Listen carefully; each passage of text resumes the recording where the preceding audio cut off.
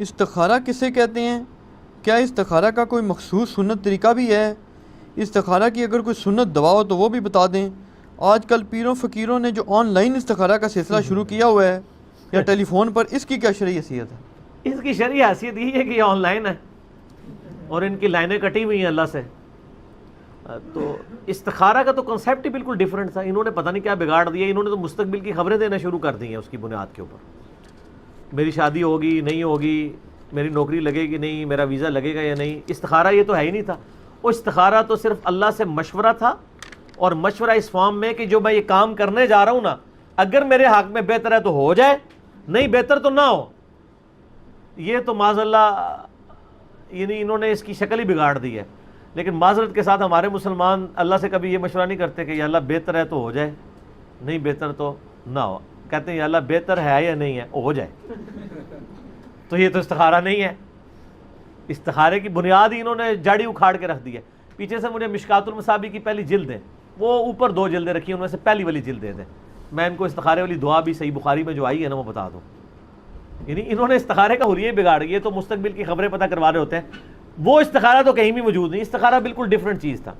صحیح بخاری میں حدیث ہے، جابر بن عبداللہ رضی اللہ تعالیٰ عنہ باقی اصحاب کہتے ہیں کہ اللہ کے محبوب صلی اللہ علیہ وآلہ وسلم ہمیں دعائے استخارہ اس طرح تعلیم کیا کرتے تھے جس طرح قرآن کی آیات،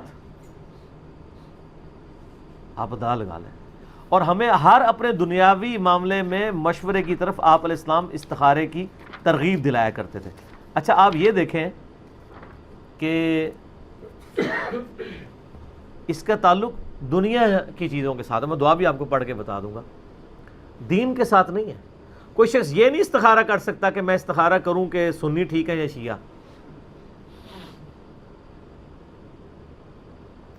دین کے اوپر آپ کو علمی دلائل دیکھنے ہوں گے۔ بعض لوگ اس طرح کے استخارے بھی کر رہے ہوتے ہیں، اور ماشاءاللہ بریلوی استخارہ کرتے ہیں تو دیوبندی غلط نکلتے ہیں، دیوبندی استخارہ کرتے ہیں بریلوی غلط نکلتے ہیں، کیونکہ استخارہ وہ ہو ہی نہیں رہا ہوتا، وہ ان کا اپنا ایک آپ سمجھ لیں خود ساختہ قسم کا استخارہ ہوتا ہے، اس کا قرآن و سنت سے کوئی تعلق نہیں۔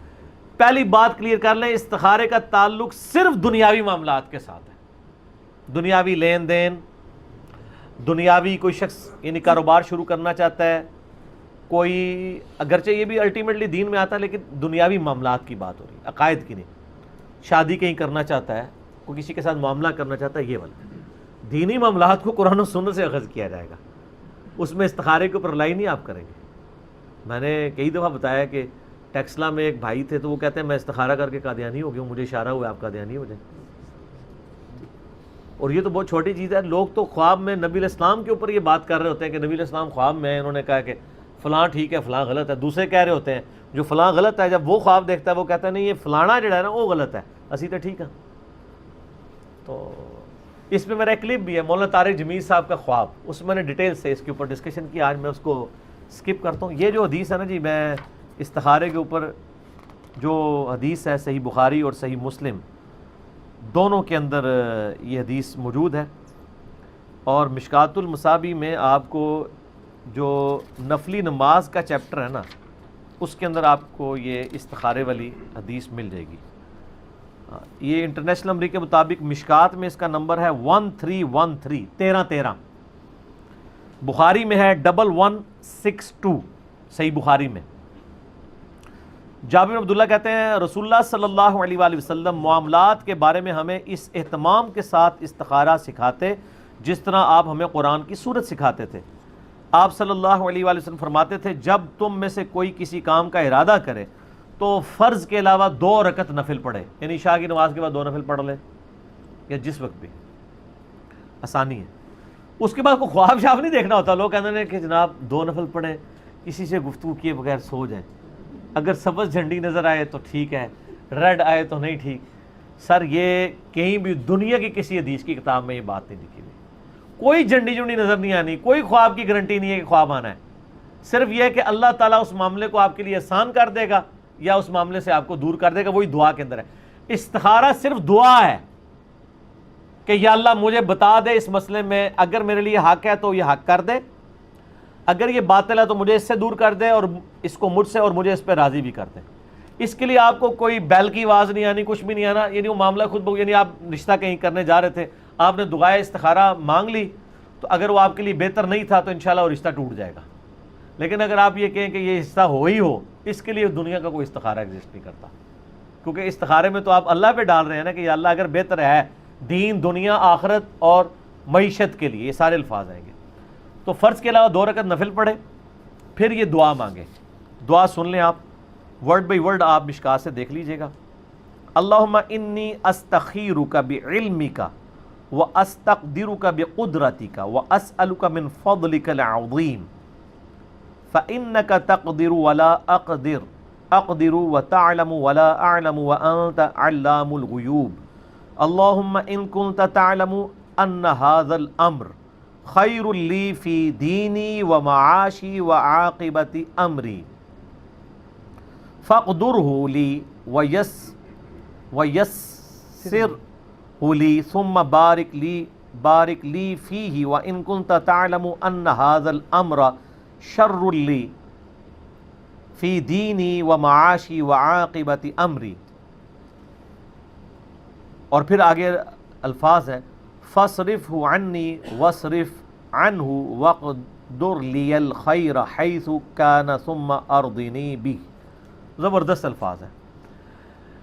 اے اللہ تعالیٰ، میں تجھ سے تیرے علم کی مدد سے خیر مانگتا ہوں، تجھ سے تیری قدرت کے ذریعے قدرت مانگتا ہوں، اور میں تجھ سے تیرا فضل عظیم مانگتا ہوں۔ بے شک تو ہر چیز پر قادر ہے اور میں کسی چیز پر قادر نہیں، تو جانتا ہے جبکہ میں کچھ بھی نہیں جانتا، اور تو تمام پوشیدہ چیزوں کا جاننے والا ہے۔ اے اللہ، اگر تو جانتا ہے کہ یہ کام جس کے لیے میں استخارہ کر رہا ہوں میرے لیے دین، میری زندگی اور میرے انجام کار یا میری آخرت کے لیے بہتر ہے، تو اسے میرے لیے مقدر کر، آسان کر، اور پھر اس میں میرے لیے برکت بھی پیدا فرما۔ اور اگر تیرے علم میں یہ کام میرے لیے، میرے دین، میری زندگی اور میرے انجام کار یا میری آخرت کے لحاظ سے برا ہے، تو اسے مجھ سے دور کر دے اور مجھے اس سے دور کر دے، اور میرے لیے خیر و بھلائی مقدر فرما، وہ جہاں کہیں بھی ہو، پھر مجھے اس کے ساتھ راضی کر دے۔ یہ پڑھنے کے بعد نبی علیہ السلام فرمایا پھر اپنی حاجت کا نام لے، اگر وہ رشتے کے لیے کر رہا ہے، جس کے لیے بھی۔ یہ اردو ترجمہ بھی آپ پڑھ سکتے ہیں، عربی دعا ضروری نہیں آپ پڑھیں، یہی ترجمہ پڑھ لیں، اپنے الفاظ میں بیان کر لیں۔ اس کے بعد کچھ نہیں لکھا ہے، کوئی جھنڈی نظر آئے گی، رنگ نظر آئے گا، یہ صرف دعا ہے کہ اللہ تعالیٰ کے آپ سپرد اپنے معاملے میں کرتے ہیں، اگر آسانی ہے اس میں میرے لیے آسانی کر دے، مشکل ہے تو اس کام کو روک دے، رکاوٹیں ڈال دے اس میں۔ ہم کس لیے کر رہے ہوتے ہیں کہ رکاوٹیں ہٹائی جائیں، اس کے لیے کر رہے ہوتے ہیں۔ یا کبھی کہیں سے جان چھڑانی ہو تو خام خواہ کہتے ہیں استخارہ کی طرف جواب ہی صحیح نہیں آیا۔ صحابہ کو تو کبھی جواب نہیں آیا استخاروں کا، یہ آپ نے خود کہانیاں بنائی ہوئی ہیں۔ اور آن لائن استخارے تو آپ کو پتہ ہے وہ تسبیح سے بھی استخارہ کرتے ہیں، وہ باقاعدہ انہوں نے تسبیح ہاتھ میں پکڑی ہوتی ہیں، وہ نا، یہ ہم نے خود بھی چونکہ دیکھے بھی ہوئے ہیں، کیے بھی ہوئے ہیں اللہ کے فضل سے، اللہ معاف کرے۔ اچھا، وہ کہتے ہیں جی، وہ جو استخارہ کرنے والے وہ کہتے ہیں آپ تسبیح ہاتھ میں پکڑ لیں تو آپ اپنی وہ چیز بیان کریں، تو وہ جو بندہ استخارہ کرنے والا ہے نا، وہ اپنے ذہن میں اس کو نا سوچتا ہے، اور دوسرے سے استخارہ کرا لے، حالانکہ یہاں استخارہ آپ نے خود کرنا ہے اپنے لیے، کسی سے تو آپ کروا ہی نہیں سکتے، کیونکہ مسئلہ تو آپ کا اس میں تو سارے سیکھے ہیں میرے لیے، میرے لیے، تیرے لیے کہ تو گزمانوں کا جتنے مرضی تھا منو کے لینا دینا، میں اپنے ہی بات کروں گا۔ تو وہ پھر استخارہ جب کراتے ہیں نا، یہ جو آن لائن استخارہ ہے نا، وہ اس طرح ہی ہو رہا ہوتا ہے، وہ پیچھے بیٹھے ہوئے تسبیح پکڑے ہوئے ہوتے ہیں، وہ اگر تسبیح کہتے ہیں ایسے ہل پڑے تو اس کا مطلب ہے ہاں، اور اگر ایسے ہلے تو اس کا مطلب ہے نا۔ آپ ہنس رہے ہیں، آپ جا کے پوچھ لیں، نہیں ہلتی خود بخود ہے، وہ تو یہی کہتے ہیں خود بخود ہلتی ہے، ہل پڑتی ہے ویسے۔ اچھا پتہ کیوں؟ ظاہر ہے یہ کتنی دیر آپ سیدھا اس کو پڑھ کے رکھیں گے، ہلکا ہاتھ جھومش کھا ہی جاتا ہے نا، کہیں نہ کہیں جائے گی۔ ہاں، تو باقی ان کا تو کوئی اعتبار نہیں ہے، جو بھی ایسے کر دیں، اس کی کچھ کرنے کی ضرورت نہیں۔ میں آپ دیکھیں، میں آپ کو یہ ہاتھ لائے بغیر اس کو لا کے بتا دیتا ہوں، یہ دیکھیں، آواز ہل رہی ہے، نہیں میں ہلکی سی جھومش دے رہا ہوں، وہ آپ کو نظر نہیں آ رہی، ٹھیک ہے۔ تو وہ اس طرح استخارے ہوتے ہیں، یہ سب کا سب جو ہے نا وہ دھندا ہے پیسے کمانے کا۔ استخارہ کچھ اور چیز تھی، وہ اللہ سے دعا تھی اور مشورہ تھا۔ مشورہ یہ نہیں کہ اللہ نے جواب دینا ہے، جواب اللہ نے پریکٹیکلی دینا ہے کہ آپ کو اس کام سے دور کر دینا ہے یا وہ کام آپ کے لیے آسان کر دینا ہے، اور کوئی طریقہ نہیں ہے، ٹھیک ہوگا جی۔ لہٰذا یہ استخارے والوں سے بچیں۔